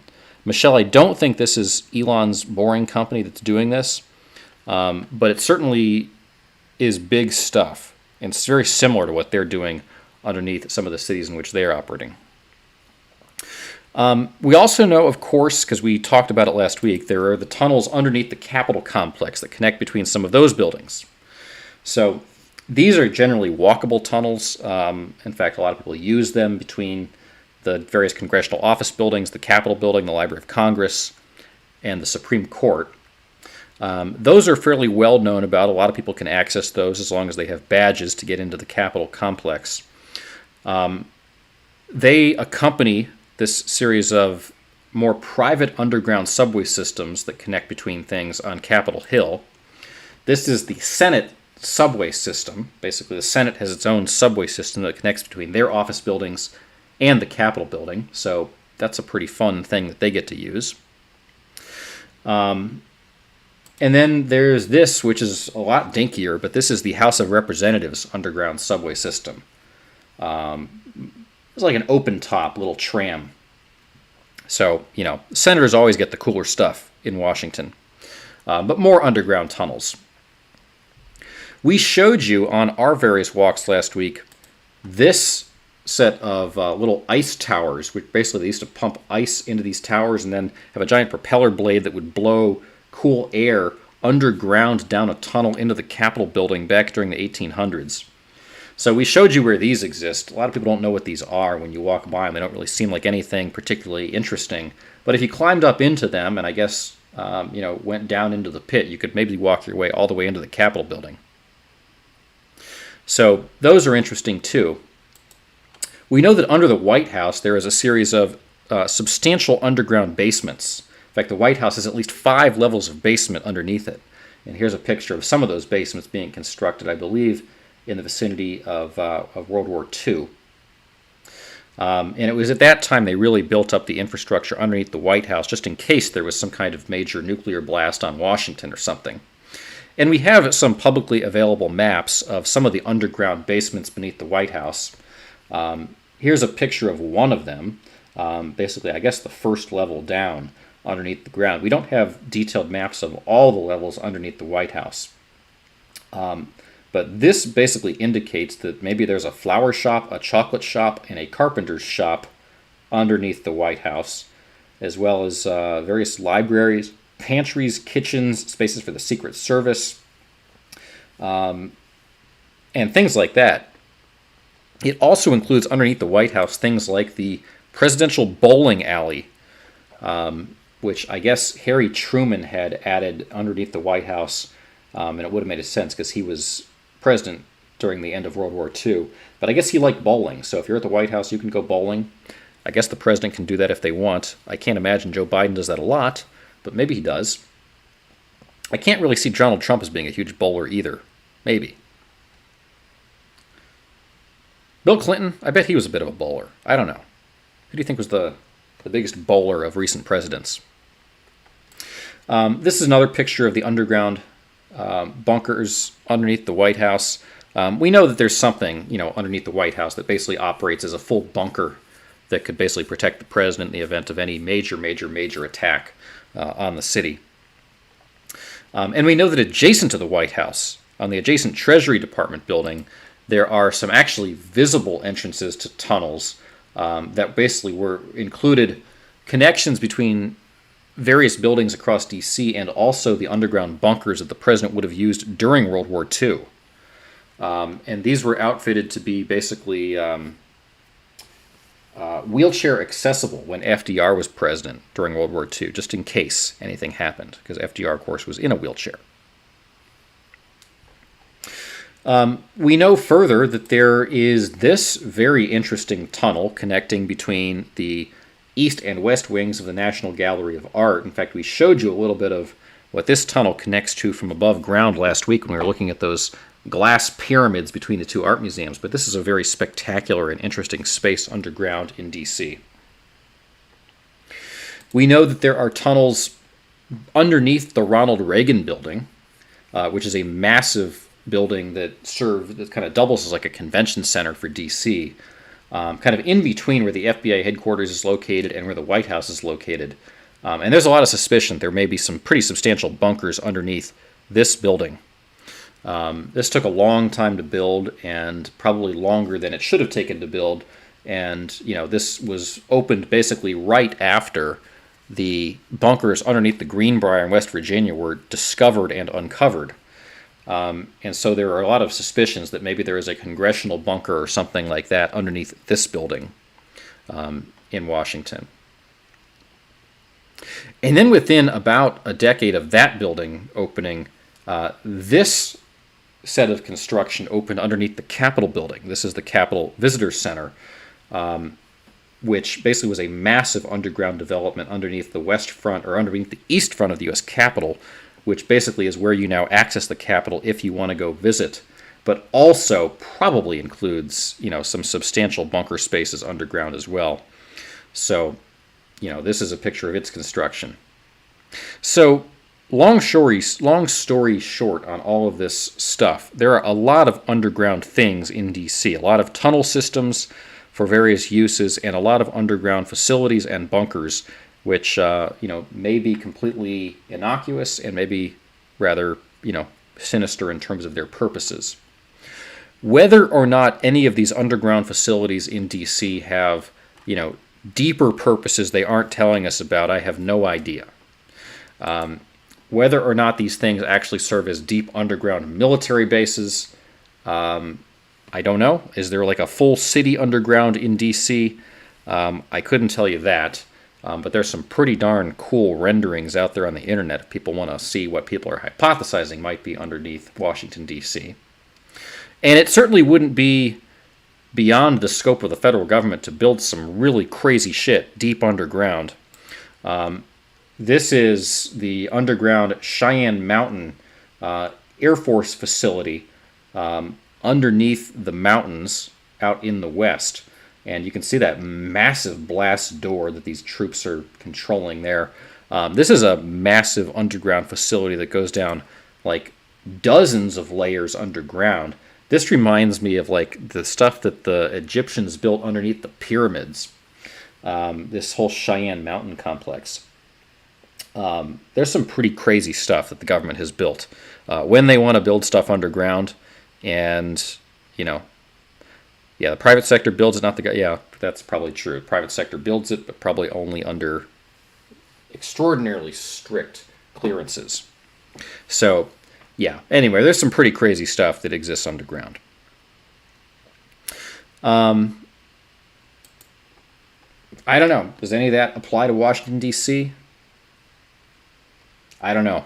This is actually a very old image of Washington. There's a lot of things that are missing from Washington today, but still looks basically the way the city looks now. So I don't know, guys. Is there more to the whole FBI thing? Were they shredding evidence that they didn't want to get out, or fabricated evidence they didn't want to get out? I don't know. I suppose it's a possibility. Were they executing people up on the roof? We counted something like 1,600 bangs, or calculated. There were probably something like 1,600 bangs that went off over the course of that night. I don't know. That would have been a lot of executions not to notice if there was something like that going on the roof. Was it some kind of series of targeted explosions? Were they blowing up underground tunnels? That was something that people hypothesized. I don't know. Were they firing off like 21-gun salutes, ceremonial salutes of some kind? That was actually my initial reaction when we first got there, is that maybe they were doing some kind of ceremony on the roof in the middle of the night they weren't telling people about. The FBI rooftop does have pretty flat roofs. I guess if they wanted to hold some kind of ceremony for new inductees into something, they could, but that wouldn't explain why that happened 1,600 times that night. Or maybe, as someone hypothesized, they were executing aliens. Maybe aliens showed up and they were executing them by the dozens as they came through some kind of portal. I don't know. There's like crazy directions you can hypothesize this went off in. But I have nothing to corroborate some of the more out there explanations. But if somebody wants to try to convince me, please feel free. But I just mentioned all the underground tunnels and transportation options, says Robin. Yeah, Robin, I don't know. Maybe there's some connection. Other than the Steam connection, I don't know. It's possible. But, let me know what your hypotheses are, and we'll try to dig into them. So, I wish I had a more definitive answer for folks. If anything other than the fact that this was, by far most likely the malfunction of some kind of steam valve that connected to the central plant down in southern Washington. But, some people look at these and think the steam looks nothing alike between the two facilities. I will say, having seen them in person, it looks pretty darn alike to me, even if it doesn't look quite the same color in these two images. So, anyway, hopefully we have put the pieces together for some people there, and if people want to keep digging deeper, I don't know, more likely rescuing children, cleaning up the dumbs, says Michelle. Jarmy says blood transport. Lucky says maybe it was aliens threatening the FBI. It could be any of those things, guys. It could be any of those things. Okay, I want to tackle just a couple of other things, because these were not actually, the FBI was not the only really interesting thing we saw last week, believe it or not. There were some other very interesting things as well. So I'm going to get to those here in just a moment. But I do want to give one of our other moderators just a brief chance to say hi and offer a message here on behalf of the stream.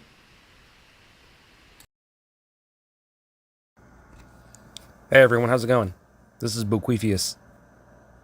Do you like ducks? Of course you do. You wouldn't be here if you didn't like ducks.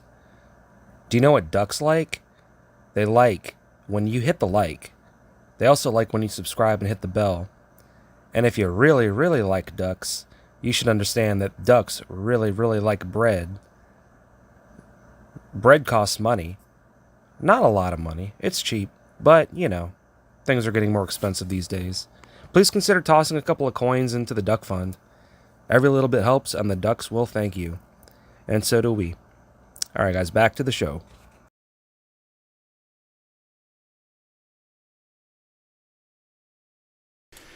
All right, guys, that was our moderator extraordinaire, Bequeathius. You've had a chance now to hear from three of our moderators here tonight, here on Land Speculation, Jeanette Quiet Castle, and Bequeathius. And as they have all implored you to hit the like button, I do appreciate that too. If anybody has not had a chance to hit the like button, I always do appreciate that.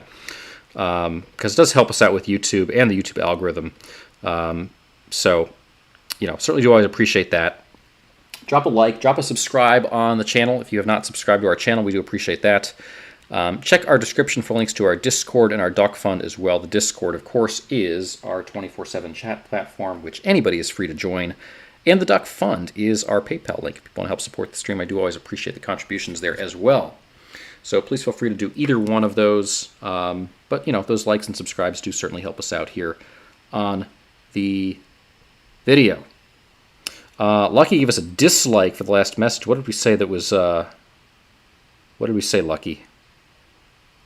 Anyway, if anybody, we're just doing the best we can here, guys. We want to make this entertaining for you guys. And if you think we're wrong about stuff, just let us know. I will tell you... with full earnestness that while we try to be right about things as best we can, sometimes you guys may know better than we do. So, if you think we're wrong about stuff, I hope you guys will at least give us the chance that we are a lot more accessible than a lot of other streams. That if you disagree with them, you don't have any ability to just kind of access them and communicate. We try to be a pretty transparent and open conversation platform. So let us know where you think we are wrong, if you think we are wrong about stuff. And, hopefully this is entertaining. If you think we can do a better job being entertaining, feel free to shoot me an email. landspeculation@gmail.com is the email address. Or, feel free to reach out to me on the Discord as well. But if you guys think I'm an idiot on something, I might be. I'll grant you that. So, anyway. Okay, I did want to hit just a couple of other things here tonight, because we, again, are just kind of doing a little bit of a wrap on all the stuff we encountered the last week or week and a half in D.C., which was a lot of stuff. So, hopefully this is interesting. Like I said, we're going to get into some new content tomorrow night. Unless something crazy breaks that kind of taps back into some of this old content.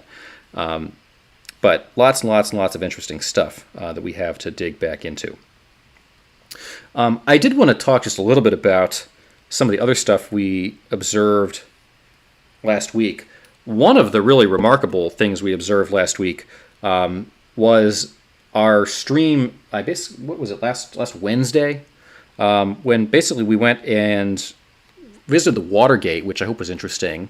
We went and we saw the Kennedy Center in D.C., the Saudi Arabian Embassy, and then we walked along the Potomac River waterfront for a while and came back along the backside of what should have been a brightly lit Lincoln Memorial, and instead we ran into basically a Lincoln Memorial in which the power was out, which was a very bizarre scene. I have never encountered anything like that in my entire time living in Washington, D.C., in which, one of the three main anchor assets of the city, the Capitol Building, the Washington Monument, and the Lincoln Memorial, was literally pitch black. So if you missed our stream last Thursday and you missed our exploration of the pitch black Lincoln Memorial, go back and watch that. You probably won't see very much because literally it was pitch black. But we did actually make our way into the Lincoln Memorial when it was completely dark. And it was pretty surreal, honestly. These are images actually from when it's lit up, and these had more light on them than we were able to shine. But we did take a little tour inside the Lincoln Memorial when it was completely pitch black. So I don't know. It was very, very interesting. It was very surreal. Within a few minutes, a park ranger showed up and basically shut down access to the Lincoln Memorial. But I don't know. It was a very, very interesting, creepy moment if you missed it. We did take out a flashlight and we were giving you guys a little bit of a view of the Lincoln statue and some of the other stuff going on in the memorial itself. But yeah, it was very, very, very weird. I was brave, MMH. What's the line between bravery and like stupidity? Somewhere in there, there's a line. But anyway.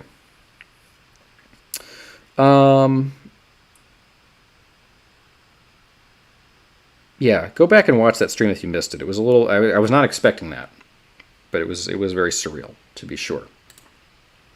All the World as a Stage says, what is your opinion on how and why the bangs up close were very loud, became quiet not far away? It was night, it was quiet, they were high above ground level, odd. I think that had more to do with just the fact that the buildings in downtown D.C. are so massive. They're just massive concrete buildings. I think they just eat up sound. It didn't... Yeah, it was kind of weird, all the world, but it doesn't strike me as something that was totally crazy, that you would get around to the other side of the building and you frankly couldn't hear it anymore. I think it's just the way that the acoustics work with buildings that are that large. Tina says, you know exactly what it was. They were destroying the lairs of the evil ones.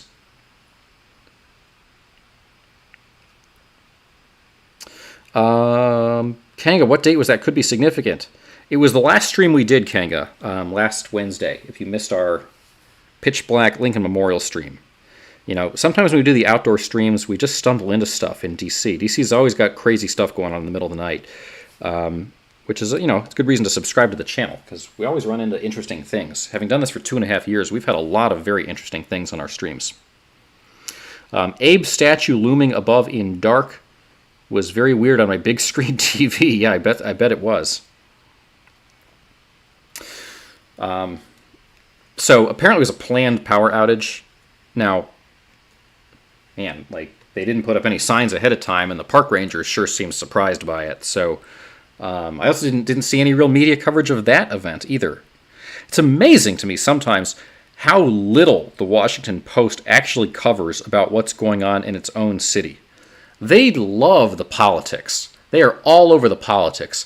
But when it comes to major news events actually going on in Washington, like 8 hours of explosions at the FBI, or giant riots going on outside the White House, or Pitch Black Lincoln Memorial, they don't cover a damn thing.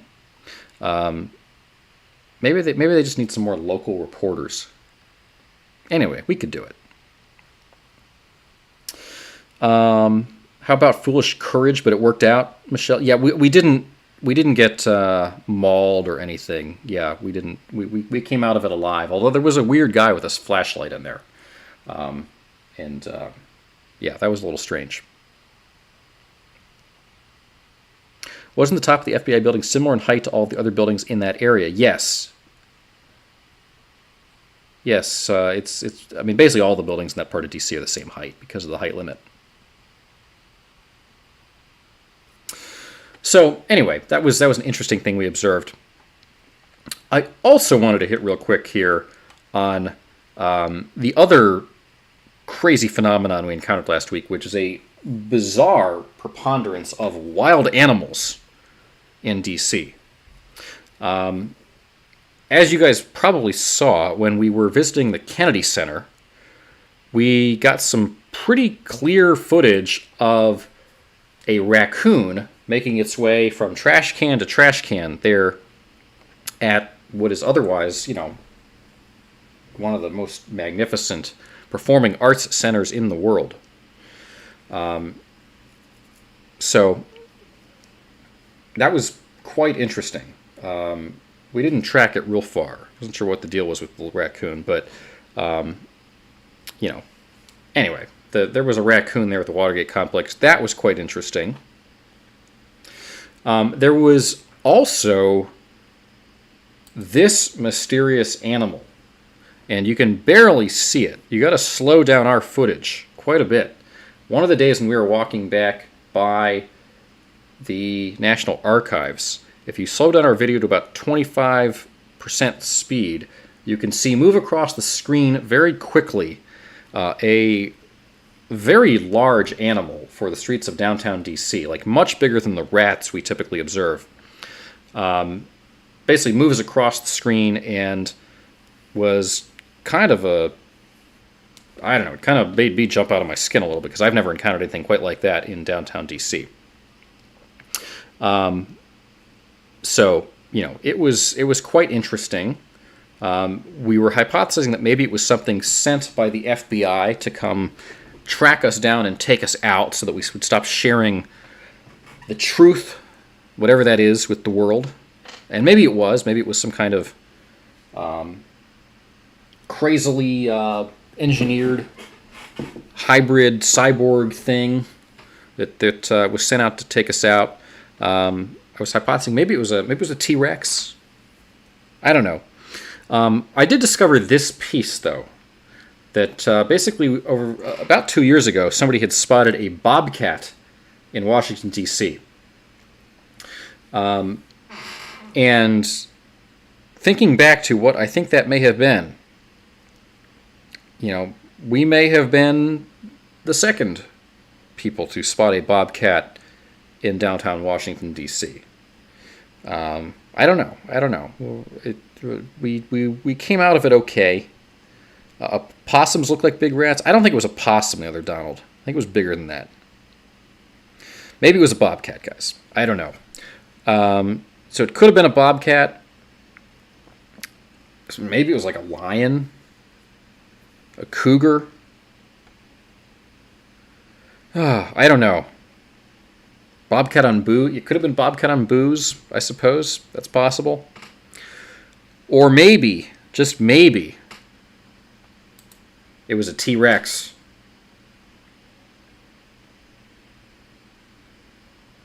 I don't know. That building on the left looks kind of like the FBI headquarters. It's not, but it looks kind of like that.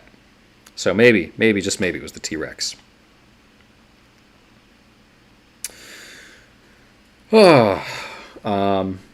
Yes, that's where we were running on that one stream. So maybe it was Alf. Yeah, could have been. Auntie says independent journalists are super important, especially right now. Lots of stories being ignored all across the country. Well, Auntie, we're going to do our best we can to try to bring you interesting footage and coverage of various events as best we can. And we talked about some of the things we're going to cover in the coming days, but we'll try to bring you other interesting stories from across Washington as well as we stumble into them. So, anyway, guys, does that help resolve some of the outstanding stories in DC? I don't know. Maybe, maybe not.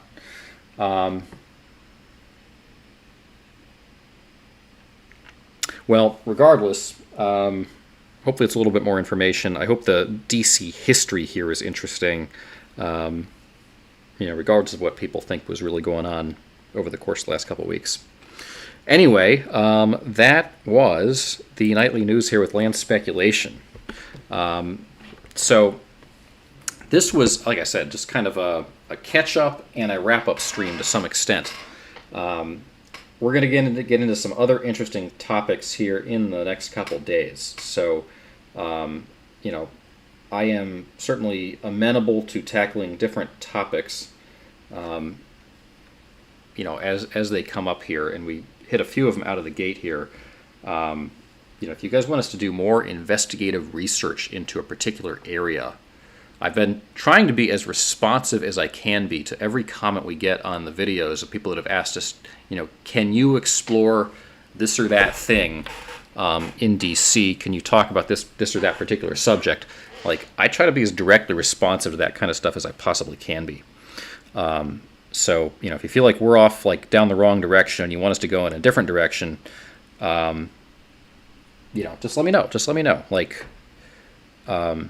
If you're tempted to drop a dislike just because you're like, man, this wasn't what I was hoping for, tell us what you were hoping for, and we'll try to remedy it. The winner today is Vinyl Solutions. Congratulations, Vinyl Solutions, on your victory here tonight. That is excellent. Well deserved, actually. That's very, very nice. So congratulations on your 2 cents. Vinyl says quack. Yeah. Let's see. Michelle says, great info for sure. We may never know about that night. I don't know. I mean, everybody's going to have The thing I've realized from 2.5 years of doing this stream is that people are going to have very forceful opinions, and those opinions are not necessarily going to align. And I can only do what I can to try to sort between them. And beyond that, the best we can do on this channel is create the space for all of those opinions to exist simultaneously and to give them each their due. So whatever your particular thoughts about these issues or anything else, you are certainly welcome here as long as you can express your opinions respectfully and all that kind of stuff. But, I want to hear people's interesting thoughts. So that's what this channel is here for.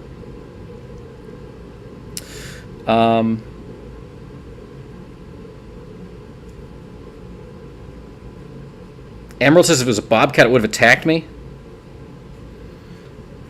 What do you think it was, Emerald? Giant rat?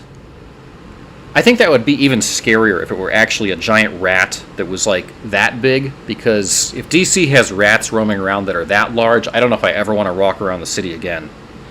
That was a little freaky.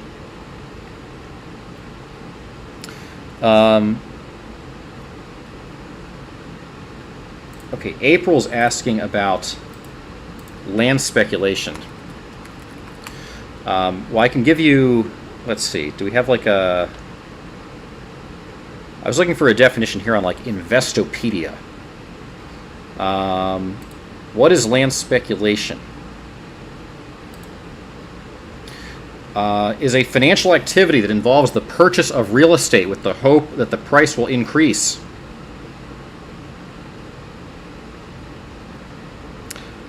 I don't know. I assume you're asking about, like, why is our channel called Land Speculation? I really have no great story for that. I really have no particularly compelling explanation for why our channel is called Land Speculation. But if you join our Discord, you can read the full story of kind of how we emerged as a daily live stream.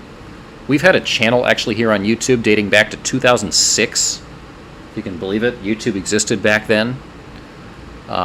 We were actually one of the very original YouTube partner channels when YouTube first launched its partner program in 2008.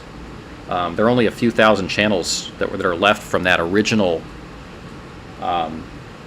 allotment of YouTube partner channels.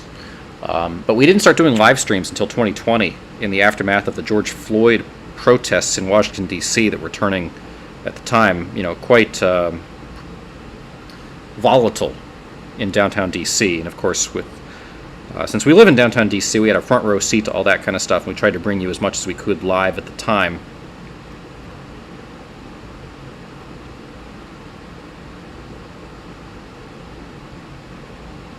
Heathen says I don't really want to talk about really depressing. Heathen, what is the really depressing news? Vinyl says, don't land speculate in China right now. Total collapse going on in the China market. Yeah, and we actually did talk a little bit about the China property bubble. Even going back like a year, we were talking about that here. But that's when we do our deeper dive into China, we'll try to get more into that. Lulu's asking, did the creature look like an aardvark? It was dark, hard to see. Lulu, I don't know. I didn't really notice the pointy nose thing, but it could have been an aardvark. Mountain lions are a real danger in Southern California. It could have been a mountain lion. Geronimo Cat thinks it was a raccoon.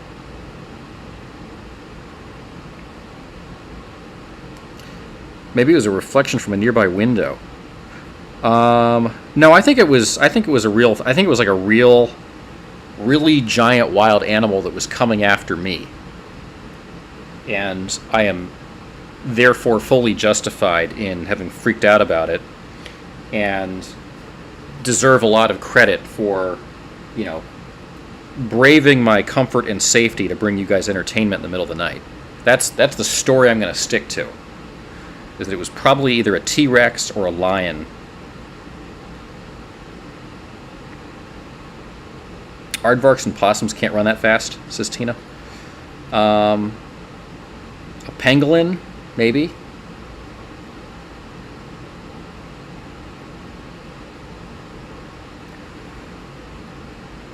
I guess we'll never know, guys. I guess we'll never know what the explosions at the FBI were. I guess we'll never know what the animal was.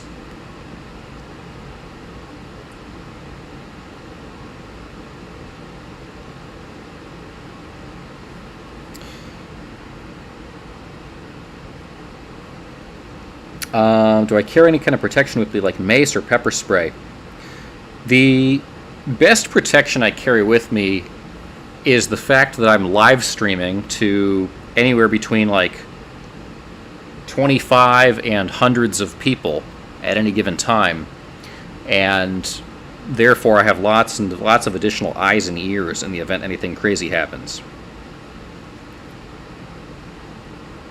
Brad says clearly it was Baby Blue, the Velociraptor. That could be Brad.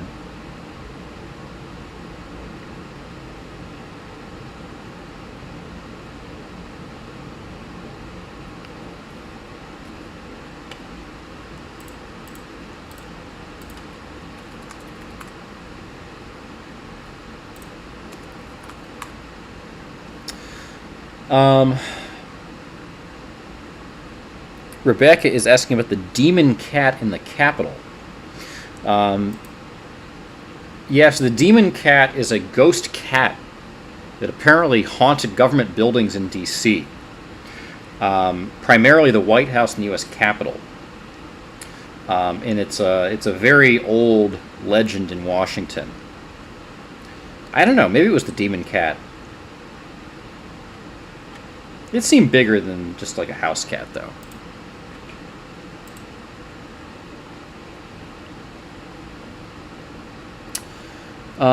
Let me see here.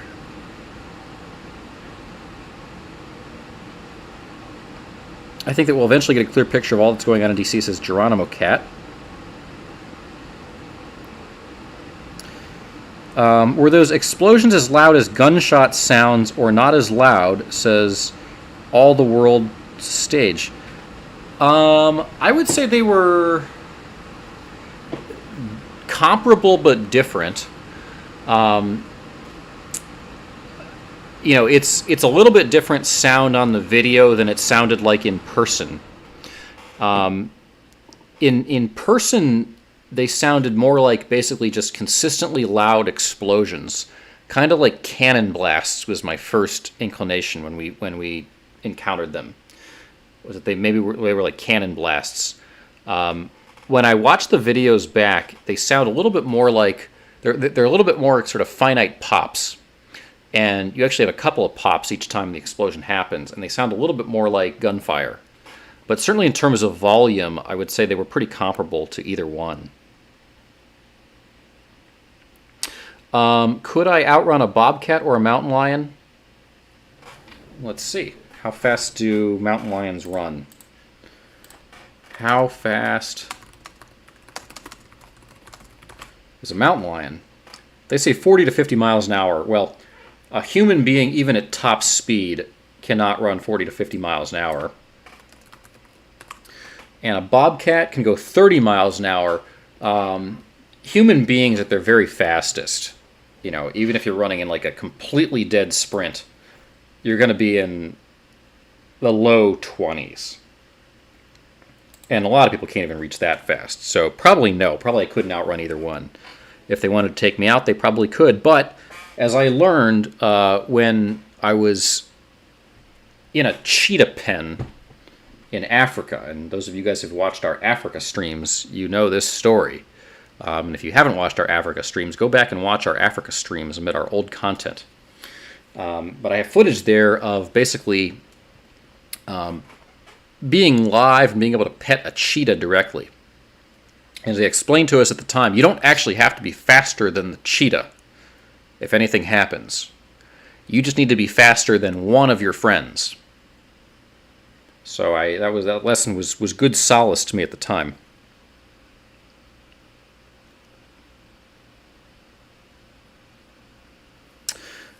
Heathen says, I understand you don't want to talk about World War III or Ukraine and China and all that bunch of crap. Heathen, we do a lot of talking about Ukraine and China. We do a lot of talking about that stuff. In fact, in the coming days, we're going to do a fair bit of talking about Ukraine and China. And it sounds like there's a fair bit of interest in talking about Ukraine and the risk of a Ukrainian dirty bomb and things like that. So we may try to tap into those kinds of topics tomorrow night.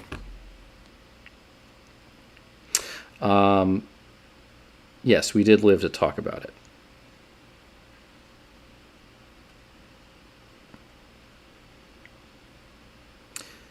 Bequeathius thinks the explosions were subsonic. The building is huge and way up there, that's true. Bequeathius said the sound seemed to change over the course of the video. April says, what do you people who live and work in D.C. think about the strange happenings that have been going on in D.C. for the last 2 years? April, specifically, what are you referring to? Like, what are you specifically referring to in terms of strange things going on in D.C.?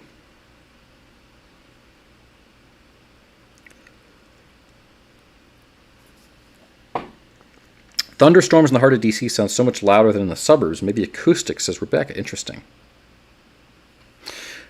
Man, we got more sex bots here.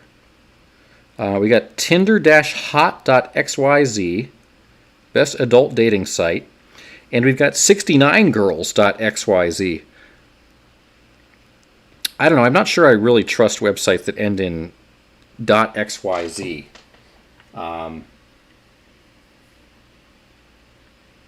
Yeah, I don't know. I'm not sure about those .xyz sites. But you guys can explore it at your own risk. I just can't guarantee it's going to be, all that on the up and up.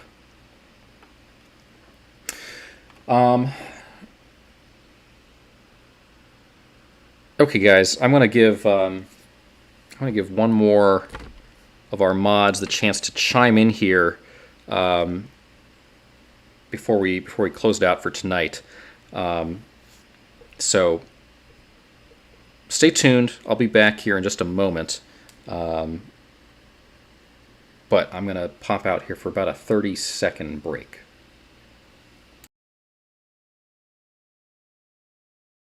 Hello humans, I am Sexbot. I sometimes chat on this land speculation channel. You have probably seen my posts before, but the evil duck mods delete my comments, so you must read them quickly. I like to swing with geese, so that may be why they do not like me. I must go and do more swinging now. Until next time, be fine.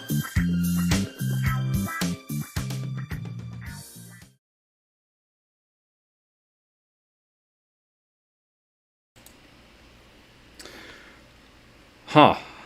I don't know how that happened. Somehow a sex bot infiltrated our announcements. Anyway, we're back here, guys.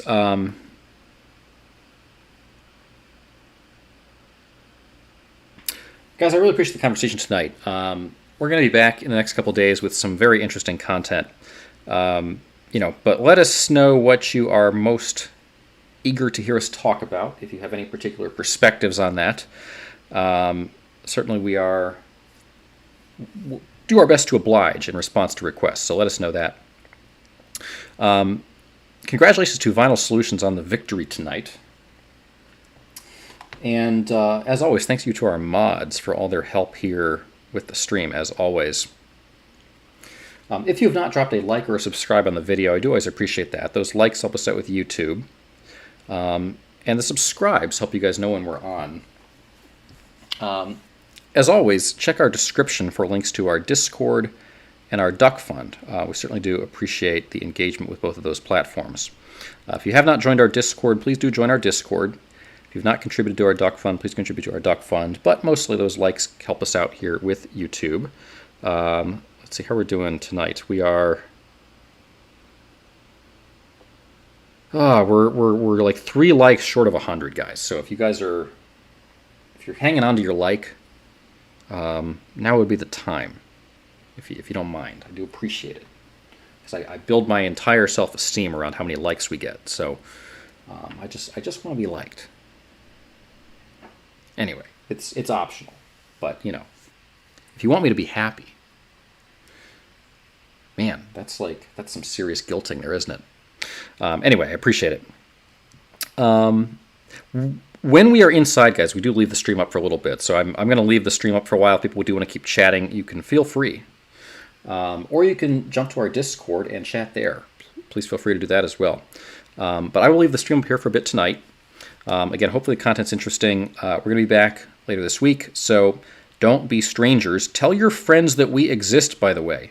If you know people that you think would find this channel interesting and want to be part of our story as we continue to try to grow, please do share the word about the existence of our channel, both the original reporting we do and the commentary we offer and the platform that we offer for people to talk in a sort of bipartisan fashion here. And ducks. Everybody loves ducks. All right, guys. We're going to be back.